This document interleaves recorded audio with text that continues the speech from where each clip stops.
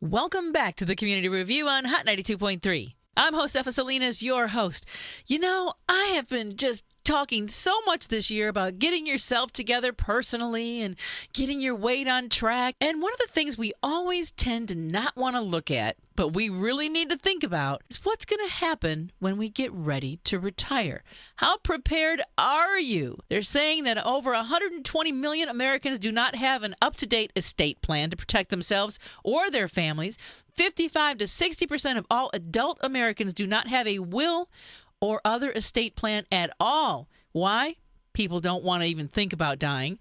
They don't know where to begin, or they say, I don't have any assets. I don't have anything to worry about. Well, I think you do, and I think you do need to think about it. So I decided to go to one of the most amazing experts around about this, Bill Losey. He's America's retirement strategist, highly sought-after advisor, retirement authority, thought leader, author, national TV personality, just you name it. But we got him here today. Good morning, Bill. Good morning.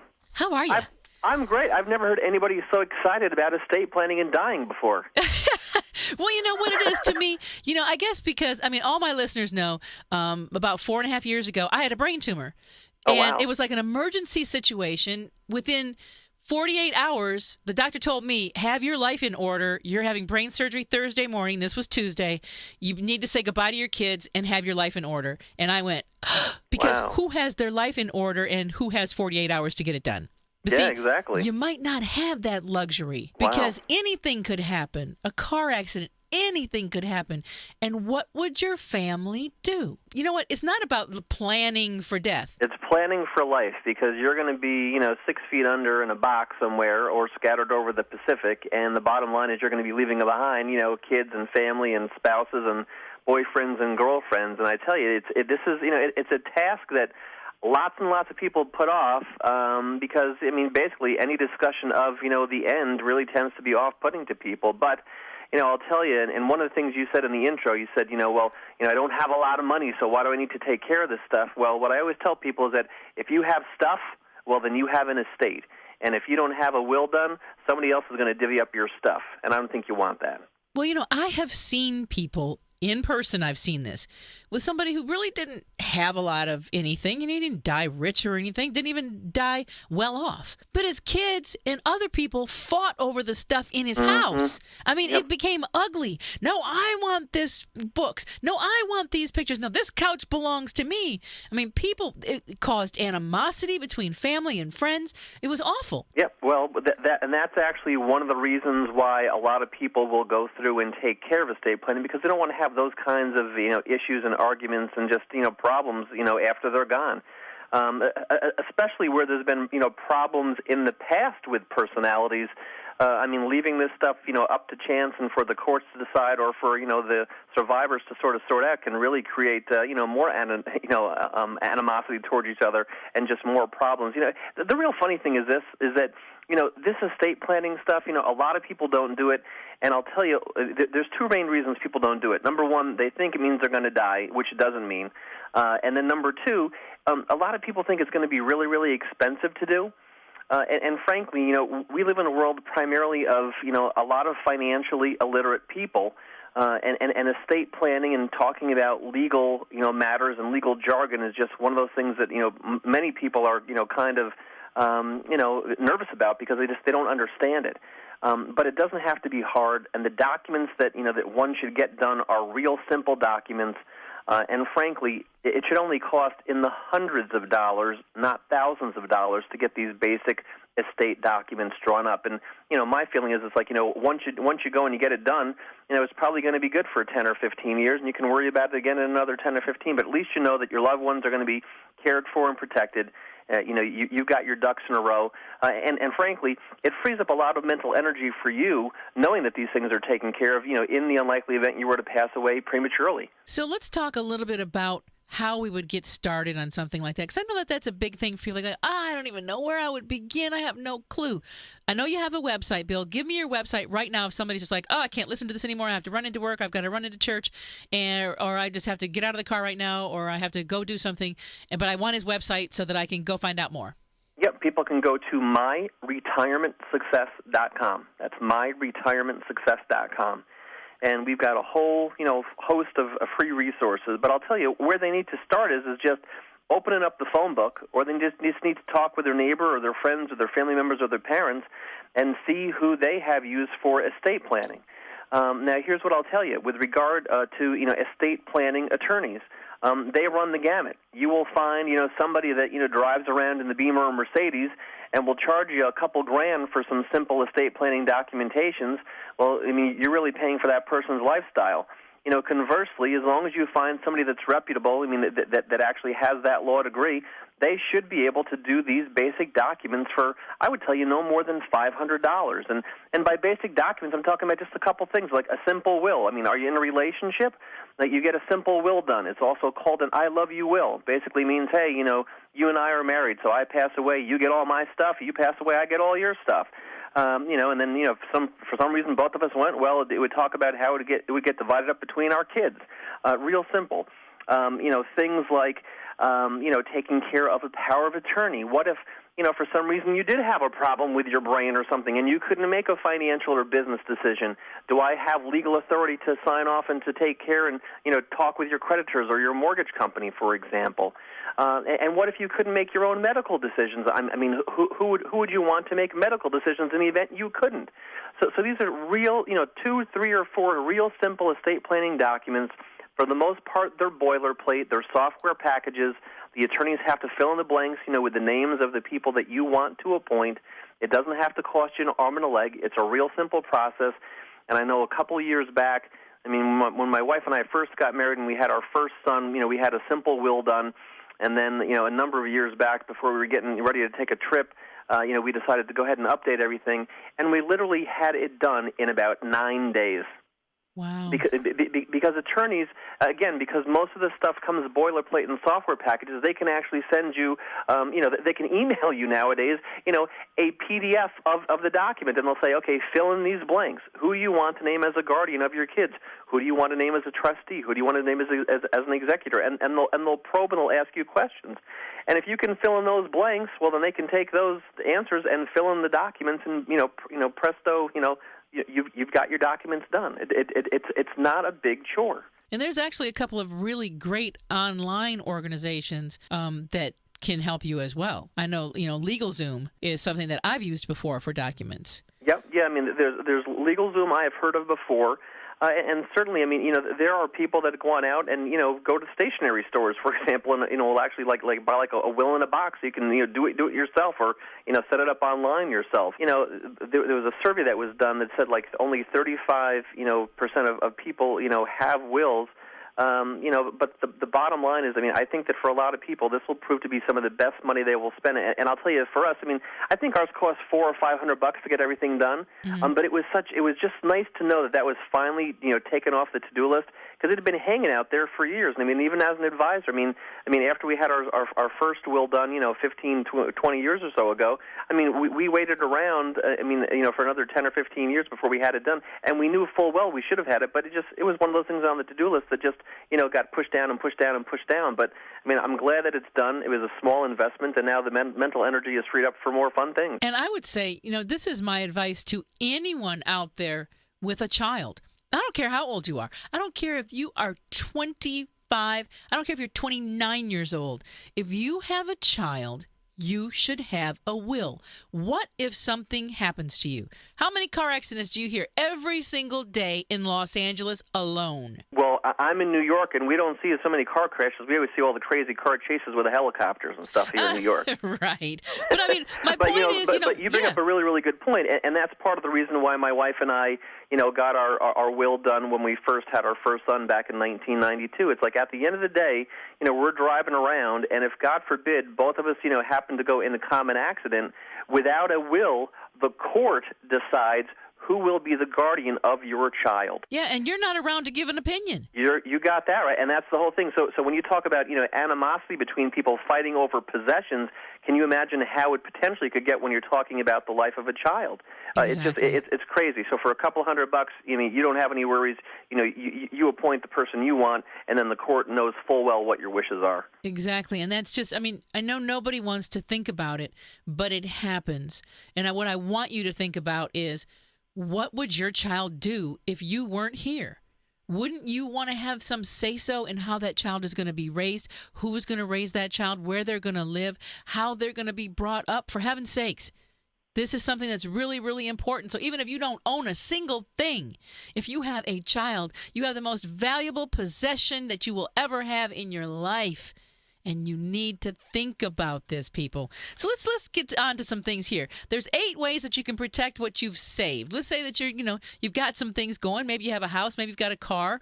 Maybe you've got some possessions. What are some 8 things that we can do to protect the things we've saved? Well, we've pretty much covered 2. I mean, number 1 is create a will if you don't have one, and that's really simple to do. Number 2, I think you want to complement your will with related documents, and I talked about some of those, like a financial power of attorney, a medical power of attorney, a living will, those sorts of things. So that's 2 right off the bat. Now, one of the big overlooked things are people who have 401k plans through work or 403b plans, through nonprofits or government, agencies, or IRA accounts. Who the heck is the beneficiary of your IRA? I mean, if you passed away, who's going to get your money? Same thing with annuities and life insurance.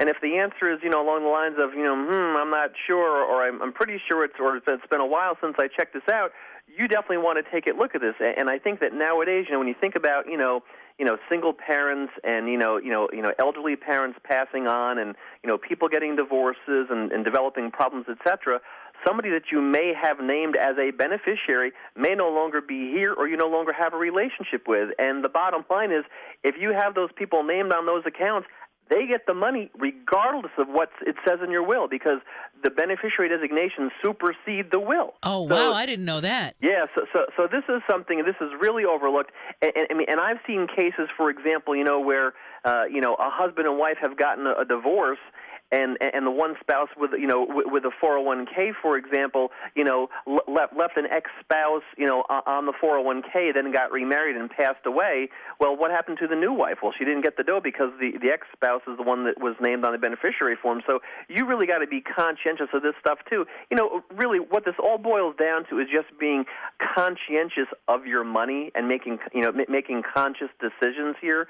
And, you don't have to look at this stuff every day or every week or even every quarter, but, set aside a half a day and look at it once or twice per year and just make sure you got your ducks in a row, because it's these stupid little things that cost people tens of thousands of dollars in mistakes. So what should you plan to accomplish this year with regard to estate planning? Well, what I'll tell you this year is this, and this actually is a great time, and I'm actually happy that you brought that up, because the vast majority of individuals are going to be getting refunds this year, at least based upon data I've seen, and they talk about the average refund being about $3,000. So what I would tell you is to use that $3,000 to shore up your financial position. So with any refund somebody was to get, I would say, number 1, consider applying that towards paying down, some of your credit card debt if you've got it. Number 2, I would consider, beefing up your emergency fund. I mean, we know, nowadays how hard it is for people to hold on to jobs, and layoffs and downsizing, are still continuing. So to, throw some money in savings to give them a little bit of a buffer, an emergency fund would be a smart move. Number 3, if their job is secure and they don't have a debt issue and maybe they've got a fully funded emergency fund, maybe they want to consider, actually taking some of that money and making an IRA contribution to start funding their retirement or adding to the retirement. But, if the topic of this conversation, though, is talking about, how to protect what you saved, why not take a couple $100 of that refund and go ahead and get this estate planning done and over with? There you go.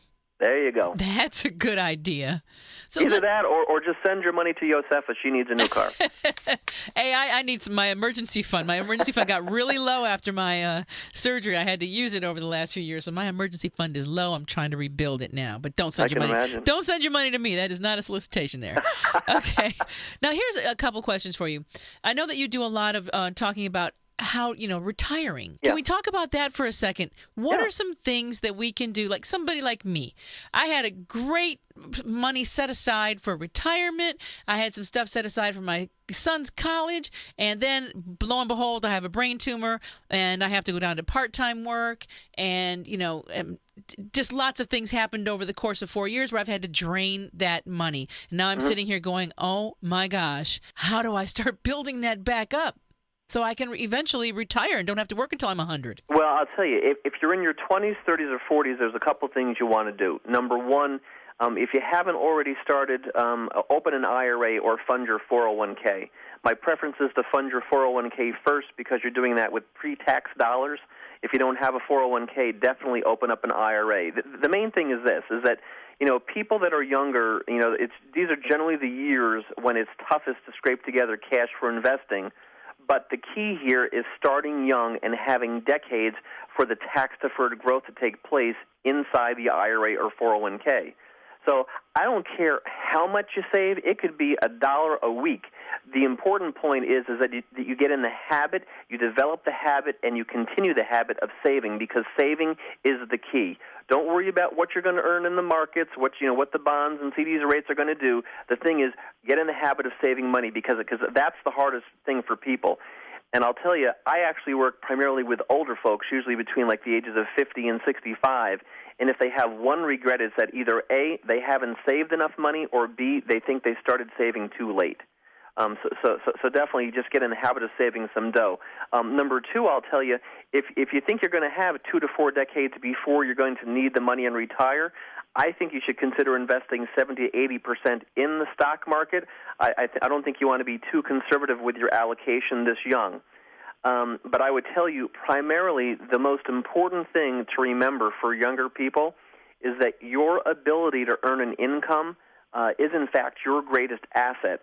So I am always encouraging younger folks to go back to school, continue their education, network, do their best to make sure that their job or company or career track offer growth potential to carry them into their 60s or 70s. One of the popular stories, you see, if you're a baby boomer in your 50s, are these boomers that whose skills now are starting to deteriorate because you got younger people that are coming up with more technology, just more technology, more advanced basically. So the bottom line is you've got a lot of baby boomers in their mid to late 50s that are being laid off and let go because it's cheaper for companies to hire younger workers. And now these older workers, are being forced to, either retire early or to go back to school or learn an entirely new skill set. And frankly, whether we want to admit it or not, age discrimination exists in America, and it's tough for these older folks to go back and get a job. So the bottom line is you want to make sure that you are nimble in your career. And I always tell people, in order to, navigate the employment landscape, you have to be constantly learning, constantly reinventing yourself to stay employable. And that's one way you'll be able to keep a job into your 60s or potentially 70s, either if you love your work or you do it out of financial necessity. Now let's talk about some things that we can do. Let's say you're 50 and you haven't really started and you're thinking, gosh, I probably have a good 20 years left of work, because you figure most people are working till 70. Yep. What can they do right now to start? Because remember, 50 is the new 30. That's right. It is. 50 is the new 30. And I know with a whole plastic bunch. surgery, it's even younger than that. Mm-hmm. So what can we do? Here's the scoop. Similar to people in their 20s, 30s, and 40s, older folks in their 50s or 60s, if they have not maxed out their 401ks or 403b at work, they are eligible to take advantage of something called the catch-up provision. So in essence, if they haven't saved as much as legally possible every year, they are able to contribute like an extra $5,500 per year over and above the legal limit into their retirement plan in 2011. So, typically when people get into the 50s, a couple things happen. One, for a lot of them, the kids are out of the house or done with college, and/or now they're paying down their mortgage or they've eliminated their mortgage debt. So these are people that are typically in their peak earning years. So this is all about banking as much money as possible in the years they have remaining while they work. So that's number one. Number two, I would tell you that another big key for people that are thinking about retirement is that they want to start paying down their non-deductible debt, such as credit cards and car loans. And the goal is to try to be debt-free, perhaps with their mortgage being the only exception by the time that they retire. And frankly, if they can pay off their mortgage too, that's more power to them, because that'll free up a ton of cash flow and keep their expenses minimal in retirement. Like, let's say somebody has $100,000 that they sold something and they got $100,000 extra, to do with it. What would you do with that $100,000 at this age? Well, at this age, it really depends upon the situation, but I would say, number one, again, if you've got non-deductible debt, you want to pay it down, eliminate it. Make sure you've got fully funded emergency funds. So if you're short on liquid cash, you might want to beef that up.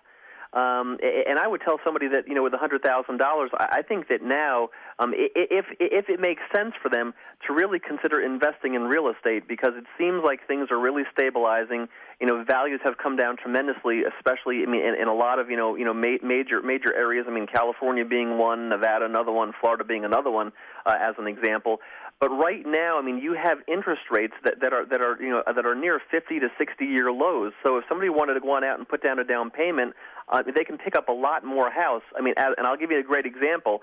I have been going out to Phoenix and the Scottsdale area on business over the past couple months, and there are houses out in that area that 3 years ago were selling for well over 7 figures that are now down in the low 6-figure range. Wow. So the bottom line is, you can buy a lot of house in certain areas, certain communities, and mortgage rates are at 50 to 60-year lows. So, and I don't want to say go out and buy another house, but this might be a great opportunity for somebody to say, well, wait a second, if we're paying off our debt and I got this lump sum, maybe we can sell our current house and downsize and simplify and move to a better climate or a better city where we actually want to be retired. There's the lots strategy. of buying opportunities out there right now. Very nice. Well, Bill, you have been a wealth of information this morning. Again, your website, if people want to go for more information. It is myretirementsuccess.com. myretirementsuccess.com. Very good. Are you going to be in town anytime soon doing anything? Not out on the West Coast. Well, anytime you get out our way, you make sure you come back and see us or just give us a call. Anytime you have more advice on how to retire smart or how to get yourself ready. I don't care. Like I said before, I don't care how old you are. If you have children, for heaven's sakes, at least have a simple will. Have something simple that says, if something was to happen to me, this is where I would want my child raised, who I would want my child to be raised with, how I would like to see things go. Because if you don't, the court's going to decide. Amen. Nobody else gets to decide but the court if you don't have something in writing. So please, I'm begging you, do it today. And I bet you if you go to myretirementsuccess.com, you're going to find some links to exactly where you need to go to get that information. And I'll make sure I give you a couple of different links up at hot923.com, keyword Josefa, because I want to make sure that you and your family are taken care of. Bill, thanks so much and have a wonderful day. You too. My pleasure. Anytime. Have a great one. You see how easy it is to put your affairs in order. Don't put it off. Stop what you're doing right now, especially if you have a child, and jot something down on a piece of paper, make some copies, and give it to somebody. Please, I'm telling you, you never know how life can change in the blink of an eye. Coming up next, he's on the hit TV series Chuck. Mark Christopher Lawrence is with us next on the Community Review, Hot 92.3. Stay close.